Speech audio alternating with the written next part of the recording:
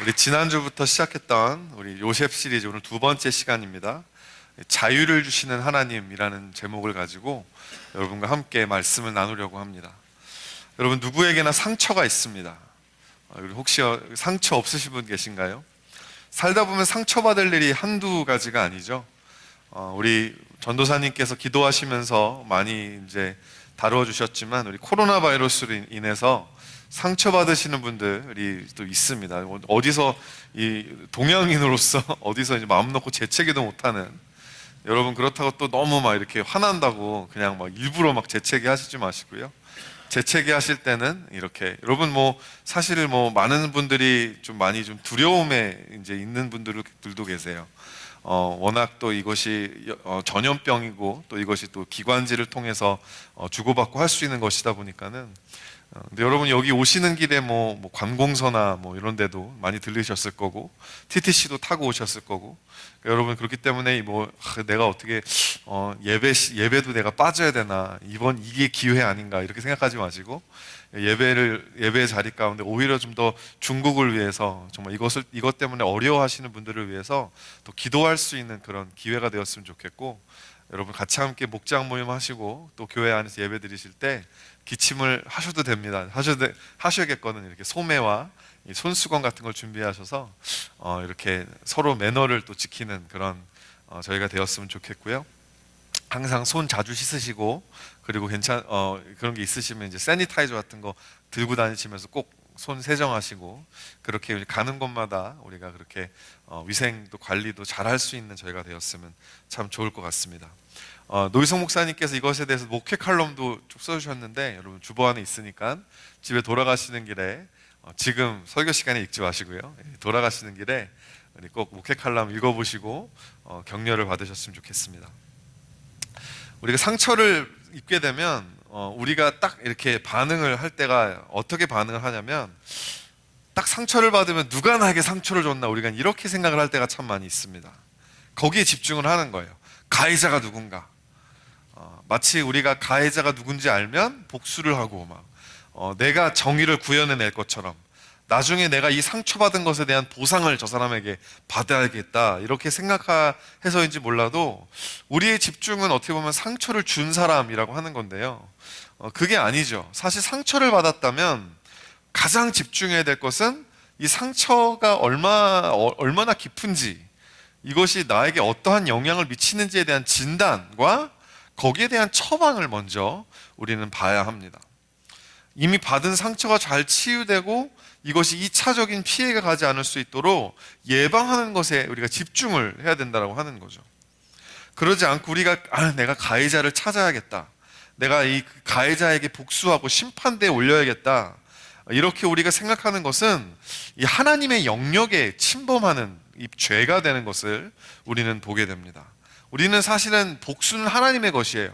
하나님에게만 맡겨드려야 되는데, 그래야지 우리가 진정으로 회복할 수 있고 자유케 될 수 있고 치유될 수 있는데, 우리 그렇게 하지 않을 때 오히려 그 치유의 이 기회를 놓치게 될 수 있다고 하는 거죠.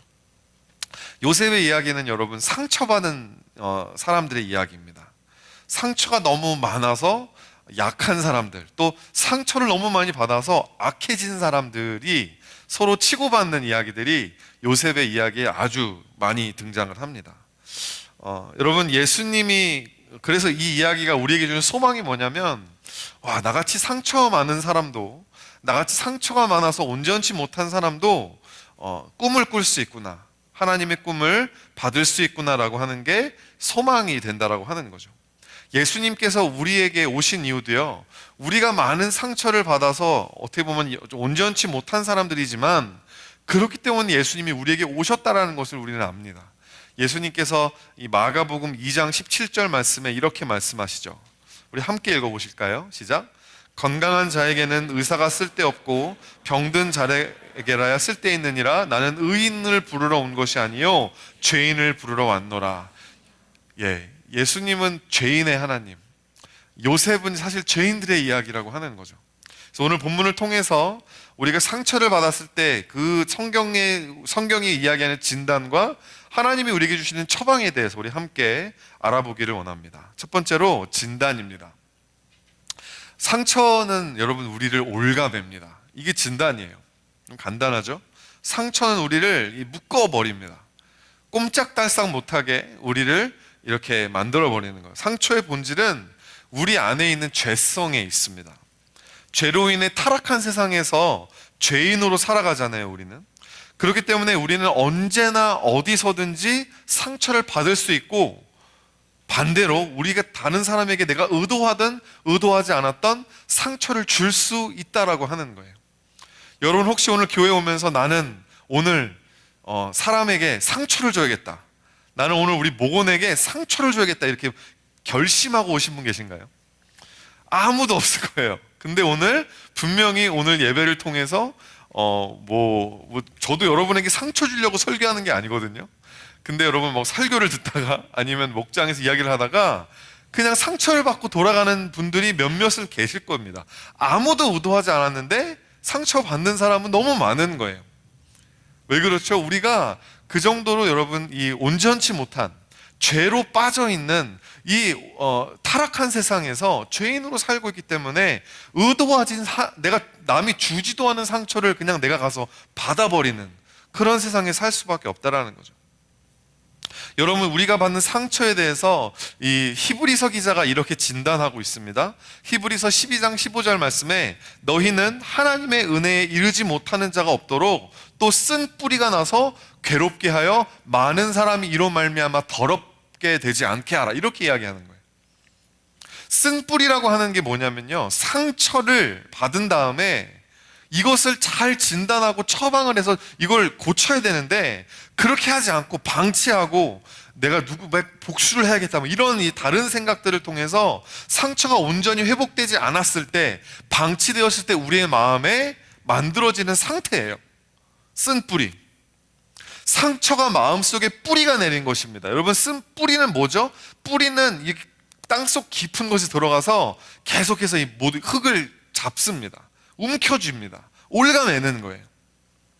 히브리서 기자가 사람의 마음에 쓴 뿌리가 있을 때 뭐가 나쁘냐면 뭐가 나쁘다고 이야기하죠? 하나님의 은혜에 이르지 못한다라는 거예요. 하나님의 은혜가 없어서 못 받는 게 아닙니다. 왜 나는 하나님 은혜를 못 받을까? 왜 나는 예배를 드려도 내 마음에 변화가 없을까?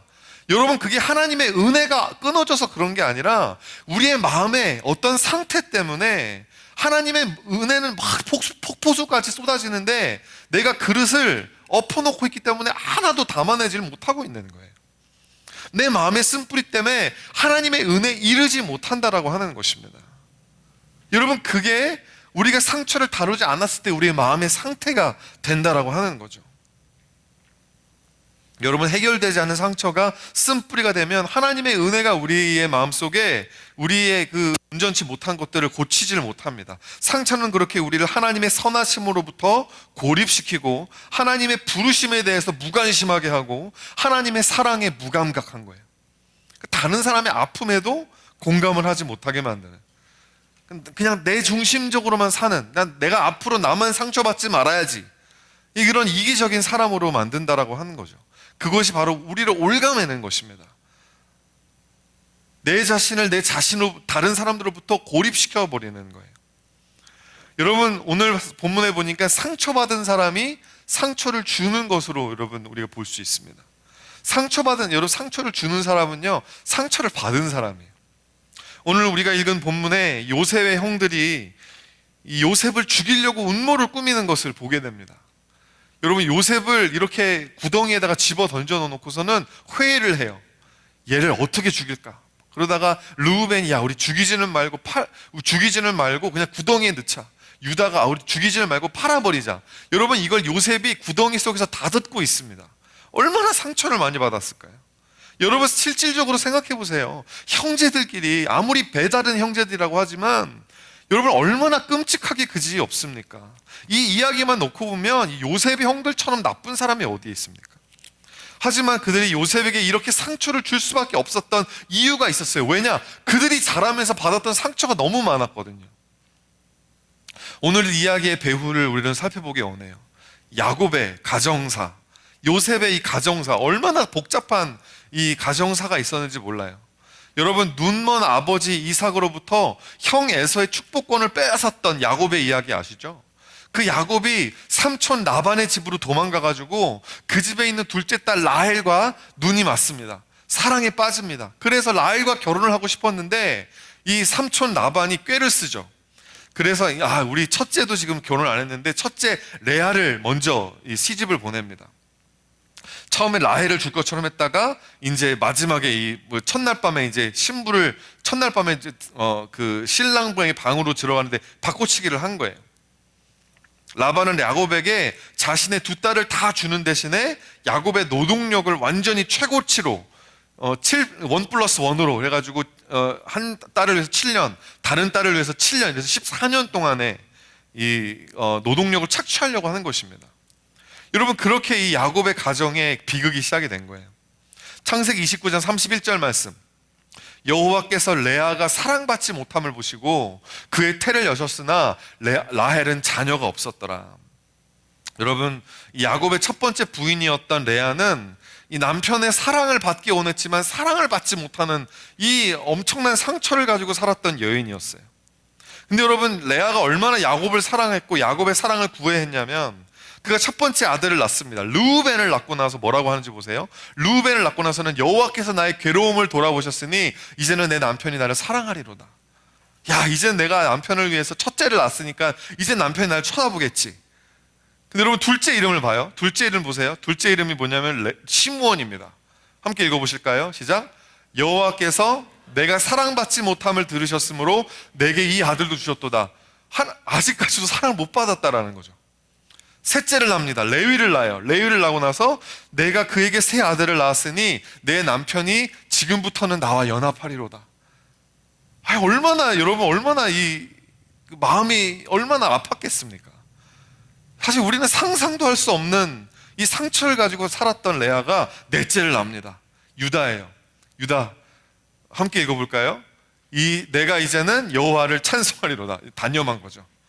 포기한 거예요. 이 남자는 이제는 나를 사랑 안 하겠구나. 이제는 내가 여호와만 바라봐야겠다. 마지막에는 이제 하나님만 바라보기로 결정한 거죠. 얼마나 여러분 마음에 상처가 많았겠어요. 반면에 라헬은 창세기 30장 1절에 보니까 라헬이 자기가 야곱에게서 아들을 낳지 못함을 보고 그의 언니를 시기하고 야곱에게 이르되 내게 자식을 낳게 하라. 그렇지 않으면 내가 죽겠노라. 여러분, 얼마나 불행합니까? 레아가 죽도록 원했던 남편의 사랑은 라헬이 갖고 있었는데 그걸 누리질 못했어요. 그리고 라헬이 죽도록 원했던 그 아들을 낳을 수 있는 그곳을 레아가 가지고 있었지만 레아는 그곳을 누리지 못하고 서로 시기하는 거예요. 서로 미워하는 거예요. 얼마나 불행합니까? 그래서 라헬은 자신의 여종 빌하를 야곱에게 주어서 자기를 대신해서 자식을 낳게 합니다. 거기에 질세라 레아도 이제 자기의 종 이름이 뭐였죠? 실바를 남편에게 줘서 자식을 낳게 만들죠. 끝내는 여러분, 하나님이 라헬의 태를 열어주세요. 라헬이 아이를 낳게 되는데 그래서 낳은 11번째 아들이 요셉입니다. 그리고 두 번째 아들이었던 베냐민을 낳으면서 라헬은 산고로 죽어버려요. 그 아이들, 그렇게 낳고 싶었던 아이들을 그렇게 두 아이들을 낳았지만 끝내는 누리지 못하고 죽어버렸다라고 하는 거죠. 여러분, 야곱의 가정은 수없이 많은 상처와 갈등들로 인해서 만들어졌어요. 야곱의 집안에 하루라도 편안한 날이 없었다라는 것입니다. 이 말이 가족이지요. 그냥 갈등하고 경쟁하고 긴장감으로 그냥 깨어진 가정이에요.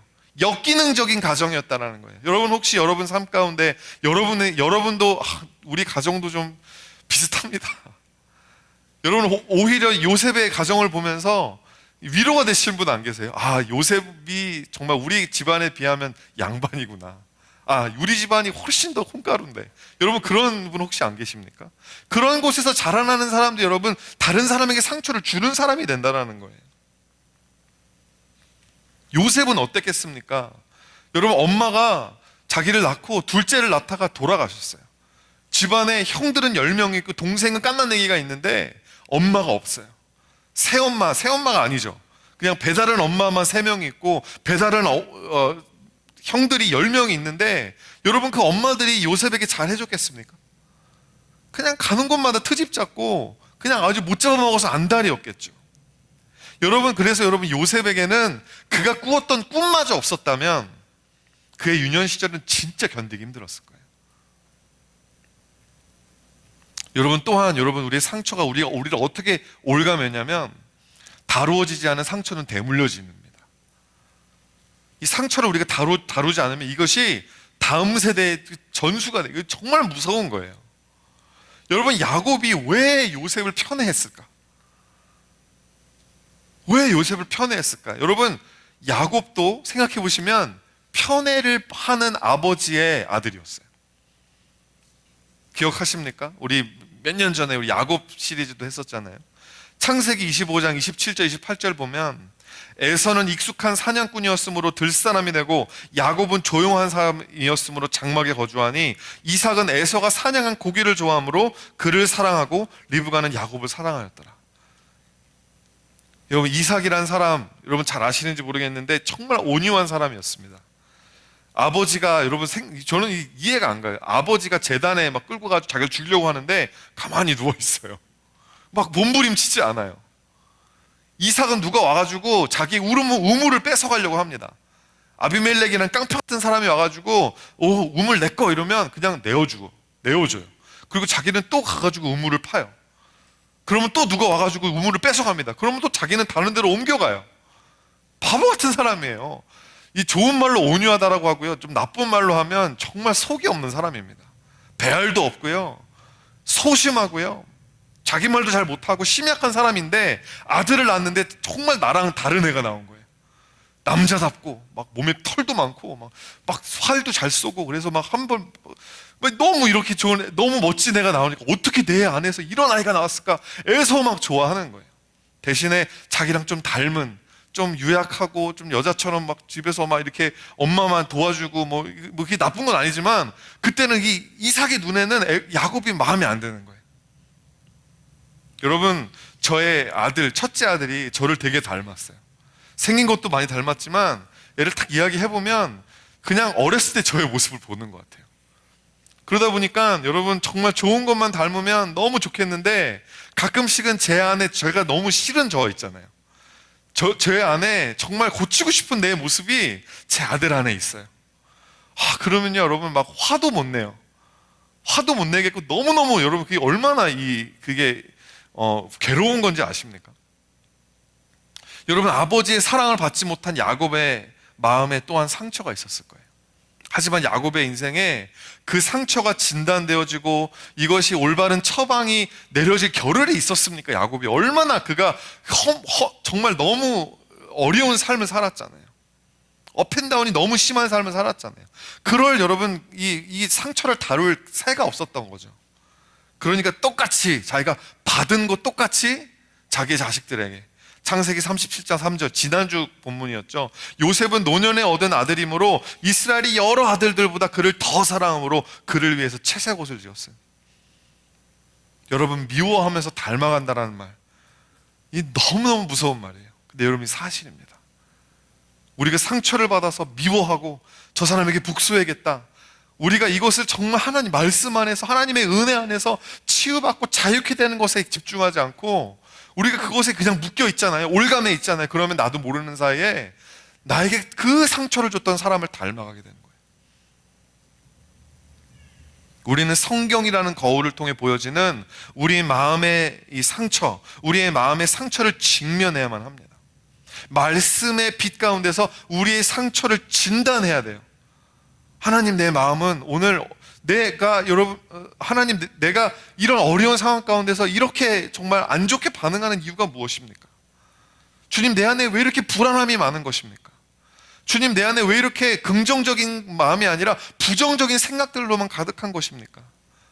이런 묶여있는 부분들이 있지는 않은지, 여러분의 관계 가운데 내 안에 상처들을 말미암아 나도 모르는 사이에 내가 다른 사람에게 상처 주는 그런 사람이 되어 있지는 않은지 겸손하게 하나님 말씀 앞에 나아가서 진단하셔야 된다고 하는 거죠. 여러분, 그래야지만이 나도 모르는 사이에 내 안에 있는 것들이 다음 세대에, 여러분이 앞으로 이루게 될 가정에서 여러분에게 주어질 그 자녀들에게 되물려지지 않는다라고 하는 것입니다. 여러분, 상처가 요셉의 가정을 이렇게 올가매고 있었어요. 여러분, 이런 결손 가정이 또 어디에 있습니까? 이런 배경을 알고 나면 여러분, 오늘 본문 말씀이 그렇게 놀라운 게 아니에요. 정말 그럴 만도 하겠지. 얼마나 미웠으면, 얼마나 싫었으면 그렇게 했을까?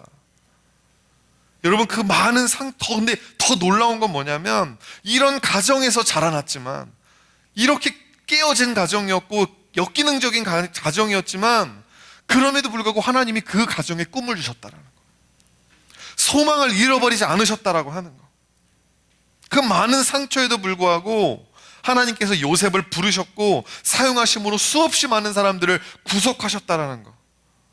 여러분, 요셉이 아니었다면 우리도 없잖아요. 요셉이 아니었다면 여러분, 예수님이 혈통도 없잖아요. 그 엄청난 일들을 하나님께서 요셉이라는 사람을 통해서 역사하셨다라는 거, 이 하나님께 이 말로 다 할 수 없는 은혜와 섭리가 이게 얼마나 놀랍지 않을 수 없어요. 우리도 아까 찬양하면서 놀라운 하나님의 은혜에 대해서 우리 가사가 있었는데 얼마나 어메이징합니까? 사랑하는 성도 여러분, 상처가 쓴 뿌리로 자라서 이 놀라운 하나님의 은혜에 이르지 못하는 그 비극이 여러분의 삶에는 없게 되기를 주의 이름으로 축원드립니다. 두 번째로 여러분, 하나님의 처방입니다. 하나님께서는 우리의 상처에 대해서 어떻게 처방하시나? 하나님 우리를 상처로부터 자유케 하신다라는 거예요. 상처로부터 자유케 하신다. 여러분, 우리가 몸에 상처가 나면 회복하면 됩니다. 치유받으면 됩니다. 요즘 의학이 많이 발달됐죠.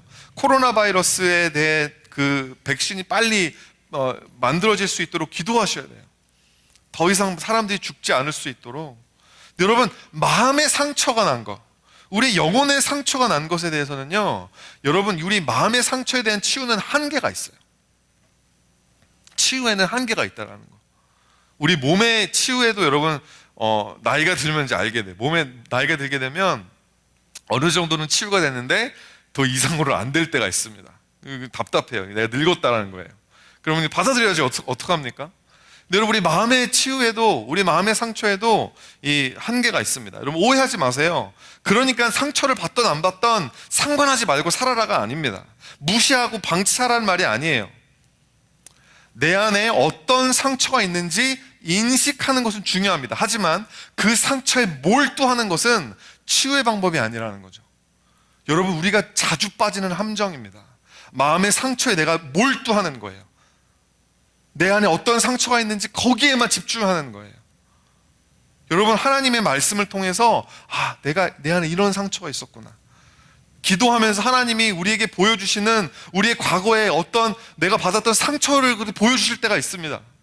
알게 하실 때가 있어요. 말씀을 들으면서 맞아, 내가 부모님의 그 말씀을 들었을 때 내 안에 이것이 이런 응어리로 남아있구나. 여러분, 그렇게 진단하는 것은 너무 중요하지만 거기에 몰두하고 빠져버리는 것은 여러분, 자기애인 거예요.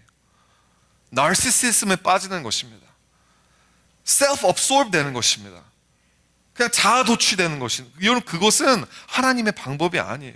오히려 문제를 악화시키고요, 오히려 하나님 자유케 되질 못하는 것입니다. 하나님의 방법은 우리의 상한 마음을 상처받기 전의 모습으로 돌려놓는 게 아니에요. 여러분, 상처를 받고 나면요, 이전으로 돌아갈 수가 없어요. 여러분, 상처도 깊게 페인은, 몸에 나는 상처도 아주 깊은 상처를 받으면요, 상흔이 남습니다. 스카가 남는 거예요. 여러분, 하나님의 은혜가 나에게 임하면 내가 더 이상 아프지 않고 더 이상 쓰라리지 않고 아무렇지도 않은 상태가 될 것이다라고 믿는, 여러분, 그 믿음이 여러분 사실 얼마나 우리를 신앙생활 가운데 미스리딩하고 있는지를 모릅니다. 우리 여러분, 정말 마음 가운데 정신적으로 어떤 상처를 받아서 하나님의 은혜가 임하게 되면 상처 안 받은 상태로 돌아가는 게 아니라, 그 받은 상처가 있지만 내 안에 남아있지만 그것을 뛰어넘고 자유롭게 해주시는 하나님의 은혜가 하나님의 치유하시는 방법이라고 하는 것이죠. 38년 동안 벳세다 못가에서 치유를 기다렸습니다. 이 병자가 38년 동안 그 벳세다 연못가에 천사가 와가지고 손을 넣어서 휘 저으면 내가 거기 먼저 들어가면 내가 나을 건데 아무도 나를 넣어주지 않아서 38년 동안 기다리는 거예요. 얼마나 상처가 많았겠습니까? 근데 예수님이 그 사람이 원했던 상처대로, 치유 방법대로 그를 자유케 하지 않으세요. 어떻게 하시죠? 요한복음 5장 8절 9절 말씀입니다. 우리 함께 읽어보겠습니다. 시작. 예수께서 이르시되 일어나 내 자리를 들고 걸어가라 하시니 그 사람이 곧 나가서 자리를 들고 걸어가니라. 예수님이 그래 내가 너 넣어줄게. 그리고 그 사람을 연못으로 넣는 게 아니라 일어나, 그냥 가, you're free. 넌 자유케 됐어. 더 이상 너의 마음에 있는 상처로 말미암아 올가매어지지 않아도 돼. 묶여있지 않아도 돼. 넌 자유야. 이제는 하나님의 꿈을 꿔. 하나님의 계획대로 살아. 하나님의 말씀대로 순종하며 살아. 이제는 너에게 그 자유가 주어졌다라고 말씀하시는 거라는 거죠. 내 상황에 문제가 생겨서 하나님께 기도로 나가면 하나님은 상황을 바꿔주는 대신에 그 상황을 바라보는 내 마음의 관점을 바꿔주신다라는 것입니다. 그때부터는요, 여러분, 내 안에 약함이 없어지는 게 아니에요. 내 안에 약함을 자랑하게 되는 거예요. 하나님이 내가 이렇게 약하지만 하나님이 그래도 나에게 꿈을 주셨습니다. 나의 상처가 하나님 앞에 드려지는 찬양의 소재가 되는 것입니다. 주님이 나의 상처를 기쁨으로 바꿔주셨습니다. 나의 죄를 화단으로 바꿔주셨습니다. 화관으로 바꿔주셨습니다. He turned my mourning into dancing. 그때 여러분 하나님의 꿈을 꾸기 시작한다는 거죠. 이런 관점에서 오늘 본문에 요셉에게 일어난 일은 여러분 재앙이 아니었어요. 요셉에게 일어난 일은 이미 상처가 많은 사람이 상처를 더 받는 일이 아니었다라는 거예요. 오히려 하나님의 축복이었습니다. 왜냐하면 이 일을 통해서 두 번째, 하나님의 손에 요셉이 온전히 붙들리게 됐거든요. 하나님의 손에 온전히 붙들려야 합니다. 이게 여러분 상처로부터의 치유 방법이에요. 창세기 37장 23절 24절까지 말씀을 함께, 오늘 저희가 이 구절에 좀 많이 좀 집중했으면 좋겠어요. 함께 읽어보겠습니다. 시작. 요셉이 형들에게 이르매 그의 형들이 요셉의 옷 곧 그가 입은 채색 옷을 벗기고 그를 잡아 구덩이에 던지니 그 구덩이는 빈 것이라 그 속에 물이 없었더라. 얼마나 요셉이 상처 받았을 거예요. 어떻게 형들이 나한테 이렇게까지 할 수 있을까? 요셉에게 어떤 일들이 일어나죠? 두 가지 일이 일어납니다. 제가 밑줄을 쳐놨어요. 첫 번째 뭐예요? 채색 옷을 벗겨졌습니다. 두 번째는 물이 없는 구덩이에 던져졌어요. 여러분 이 두 가지를 어떻게 해석하십니까? 야, 진짜 어떻게 하냐? 어떻게 저렇게까지 할 수가 있냐? 딱 겉으로 보기에는 그래요. 이건 재앙이에요. 근데 여러분 저는 이렇게 해석합니다. 채색 옷이 벗겨졌다는 것은 요셉이 아버지의 편애와 그것으로 말미암아 형제들로부터 받은 시기를 받는 자리에서 자유케 된 것입니다. 그 의미라는 거예요. 채색 옷이 벗겨졌다는 거. 물이 없는 빈 구덩이에 던져졌다는 것은 이제는 하나님께서 직접 요셉의 텅 빈 인생을 채우시겠다라는 약속인 거예요. 여러분 채색 옷이 벗겨진 것을 그냥 비극으로만 해석할 것입니까? 구덩이에 빠졌으니까 이제 요셉의 인생이 끝난 거구나. 여러분 그렇게 믿으시면 여러분의 삶에 만약에 이런 일들이 생겼을 때 여러분이 입고 있던 옷이 여러분을 지켜주었던 어떤 세상의 명예나 돈이나 어떤 관계나 이런 옷이 벗겨질 때 여러분 그것에 내 인생 망했구나. 나 이제 이 옷 벗었으니까 my life means nothing now. 여러분 그렇게 여러분의 삶을 해석하실 것입니까? 여러분의 삶이 구덩이에 빠진 것 같을 때 이제 난 끝났어. 소망을 버리실 겁니까? 하나님의 꿈을 포기할 것입니까? 여러분 새롭게 해석하는 방법이 필요하다는 거예요. 그게 믿음이라고 하는 것입니다. 하나님의 손에 온전히 붙들린 삶을 살기 위해서 요셉은 먼저 야곱이 지어준 채색 옷을 벗어야 했어요. 야곱의 아들이기 전에 나는 하나님의 아들이야. 나는 이 가정의 이 브로큰 패밀리의 자녀이기 전에 나는 하나님 아버지의 자녀야. 여러분 그 정체성에 바뀌어지는 것이 여러분 먼저 필요하다는 거예요. 그것이 없이 그냥 왜 나에게 상처가 있을까? 이거를 계속 진단만 하고 몰두하게 될 때 여러분 오히려 거기에 더 얽매이게 된다고 하는 거죠. 여러분, 요셉이 오늘 본문을 통해서 야곱으로부터 독립한 겁니다. 어른이 된 거예요. 17살밖에 안 됐었지만 이제는 어쩔 수 없는 그런 상황 가운데 이제 요셉은 어른이 됐어야 됐어요. 어른이 된다는 게 뭡니까? 여러분, 어른이 된다는 것은 부모님으로부터 독립하는 것이지만 그 부모님으로부터의 독립은 하나님에게 온전하게 내 삶을 맡겨드려야 한다는 것을 의미하는 것이에요. 내가 지금까지는 부모님에게 기대했던 것을 이제는 하나님 아버지에게 기대하는 것. 그럼 그게 진정한 독립이라는 것입니다. 엄청난 충격이었고 평생 안고 살 상처가 될 수도 있었던 일이었지만 이 모든 것이 요셉이 하나님의 사람으로 거듭나기 위해서 반드시 지나가야만 하는 과정이었다는 거. 여러분, 형들이 요셉에게서 벗겨낸 채색 옷에 짐승의 피를 묻혀가지고 야곱에게 가지고 갑니다. 그때 야곱이 막 절규해요.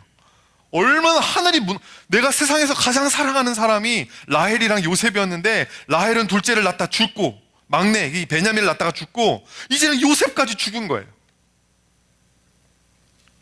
뭐라고 하는지 보십시오. 창세기 37장 33절 35절 말씀입니다. 아버지가 그것을 보고 이르되 내 아들의 옷이라 악한 짐승이 그를 잡아먹었도다. 요셉이 분명히 찢겼도다 하고 자기 옷을 찢고 굵은 대로 허리를 묶고 오랫도록 그 아들을 위하여 애통하니 그의 모든 자녀가 위로하되, 다 알고 있으면서 위로했대요. 여러분, 얼마나 마음 아픕니까? 다 알고 있으면서 위로했대요. 아버지 사실 살아있어요. 한 명도 얘기를 안 해요. 한 명도. 그가 그 위로를 받지 아니하여 이르되 내가 슬퍼하며 스올로 내려가 아들에게로 가리라 하고 그의 아버지가 그를 위해 울더라. 여러분이 아버지의 마음이 헤아려지십니까? 얼마나 비극적입니까? 요셉의 형들 중에 한 사람이라도 양심의 가책이 있어가지고 아버지 사실은 우리가 팔았어요. 아버지 너무 죄송해요 했다라면 여러분, 야곱이 그 자리로 달려나갔을 거예요. 그것이 애굽이 됐던 아라비아가 됐던 어디가 됐던 야곱이 달려나갔을 거예요. 요셉을 찾으러. 하지만 원래 심지어는 이 요셉을 살려주려고 했던 르우벤마저도 입도 뻥끗하지 않습니다. 여러분, 그 안에 아무리 요셉을 다 미워했다고 하지만 다 배다른 형제들이라 서로 견제가 있었던 거예요. 서로 사이도 그게 서로 신뢰하는 사이도 아니었다라고 하는 거죠. 하지만 여러분, 모든 사람이 요셉의 상처라고 말하는 이 모든 비극 와중에 요셉을 향한 하나님의 계획이 본격적으로 전개되었다는 거. 이게 여러분 얼마나 놀라운 사실입니까? 하필이면 여러분 그 구덩이를 지나는 사람들이 이 이스마엘 상인들이요, 애굽으로 가는 길이었어요. 하필이면 그냥 거기다가 그냥 아무 생각 없이 판 것뿐인데 그래가지고 나중에는 이 보디발의 집으로 가게 되지 않습니까? 여러분, 상처의 결과가 하나님이 우리에게 주시는 훈련인 경우가 너무 많아요. 여러분, 상처를 받을 때 그냥 받지 마시고 하나님의 훈련이구나 넘겨주세요. 상처의 결과가 훈련인 경우가 너무 많아요. 상황을 지날 때는 나 상처받고 있어, 이건 말도 안 되는 일이야 이렇게 느끼지만 하나님의 손에 맡기는 믿음으로 그 과정을 지난다면 그것 자체가 하나님이 우리에게 주시는 훈련의 과정이 된다는 거. 여러분, 이거는 사실 거의 100% 그렇습니다. 우리 안에 이것을 믿음으로 이 상황을 가느냐 아니면 불신앙으로 가느냐, 이거 둘 중에 하나밖에 없는 거예요. 내가 상처를 최대한 받지 말아야지 이렇게 다짐을 하면 여러분, 하나님이 주시는 꿈 단념하십시오. 상처 안 받으면서 내가 최고로 그냥 이렇게 그냥 안전하게 내가 모든 걸 통제하면서 살면서 하나님의 꿈을 꾸기 원하신다면 여러분, 그건 망상이에요. 차라리 그게 아니라면 차라리 상처를 앞으로는 내가 잘 받아야겠다. 상처받는 그렇다고 여러분 상처를 일부러 그건 자해죠. 그렇게는 하지 마시고, 근데 상처받는 일이 여러분 없을 수가 없잖아요. 교회 다니다 보면 시험 받는 일이 없을 수가 없잖아요. 우리가 죄인인데, 저도 죄인이고, 우리가 얼마나 빈약하고 우리가 얼마나 정말 죄가 많은 사람들인데요. 어차피 받을 상처라면, 죄로 타락한 세상에서 죄인으로 살아가기 때문에 피할 수 없는 것이라면 상처를 받는다고 생각하는 게 아니라, 하나님이 이 상처를 통해 나를 어떻게 훈련하실까, 겸손하게 그것을 받으면서 나아갈 수 있는 여러분 되시기를. 여러분, 그래야지만이 하나님이 내 삶의 모든 것을 합력하여 선을 이루신다는 것을 배우게 된다는 것입니다. 창세기 37장 28절과 36절 말씀을 함께 읽어보겠습니다. 시작. 그때에 미디안 사람 상인들이 지나가고 있는지라 은 20에 그를 이스마엘 사람들에게 팔매 그 상인들이 요셉을 데리고 애굽으로 갔더라. 그 미디안 사람들은 그를 애굽에서 바로의 신하 친위대장 보디발에게, 여러분, 이 모든 이 상처받는 상황을 통해서 하나님이 이렇게 역사하고 계시는 게 보이십니까? 이 하나님의 손길이에요. 하나님께서 이렇게 요셉을 애굽에 보내셔서 이렇게 요셉을 계속 보디발의 집에서, 나중에는 감옥에서 훈련시키신 다음에 총리를 만드신 다음에 그 7년의 풍년과 7년의 흉년을 통해서 하나님이 그 요셉의 총리됨을 통해 하나님의 구속하심을 드러내게. 여러분, 우리는 전지적 독자 시점에서 이 이야기를 알잖아요. 여러분, 그 똑같은 하나님의 역사가, 똑같은 하나님의 섭리가 여러분 개개인 한 사람 한 사람의 삶에도 있다라고 하는 것입니다.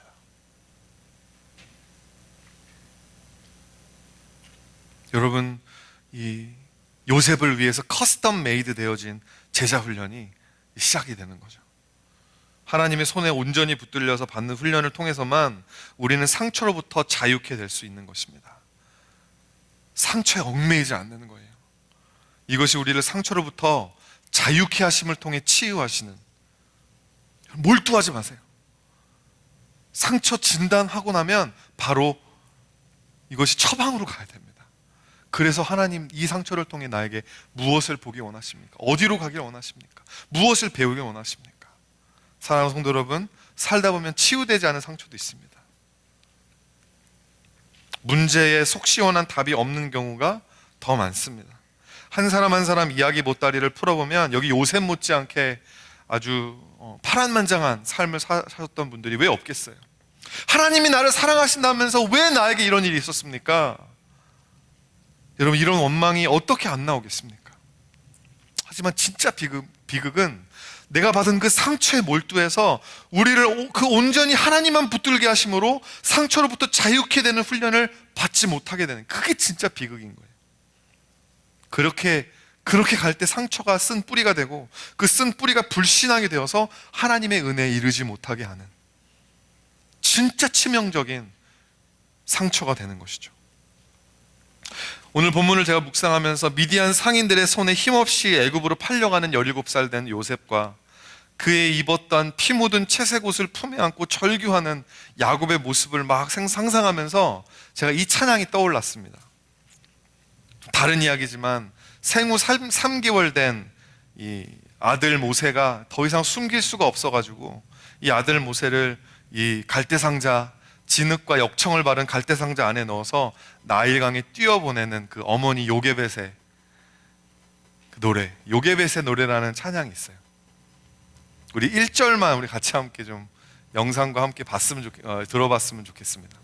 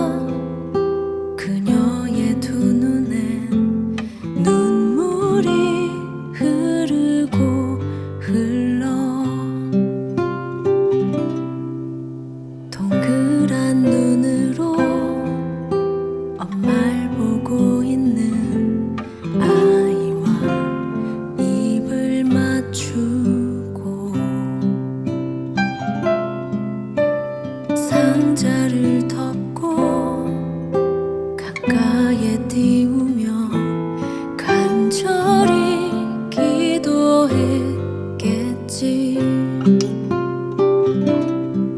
정처 없이 강물에 흔들흔들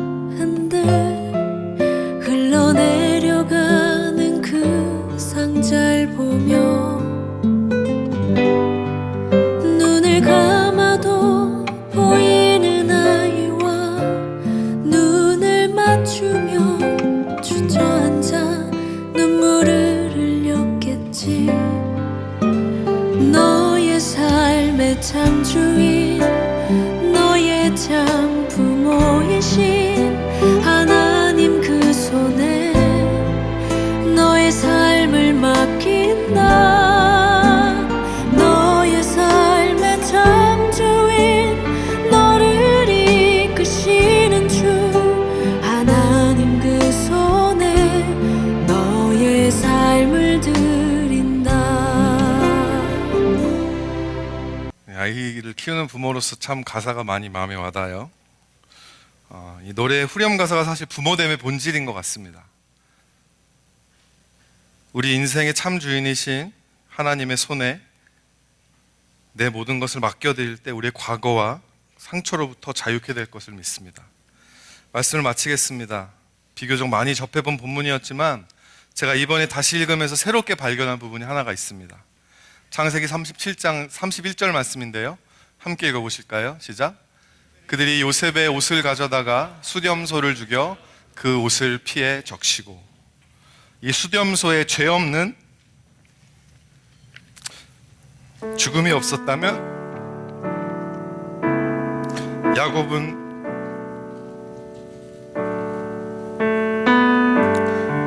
분명히 요셉의 시신이라도 찾기 위해서 길을 나섰을 것입니다.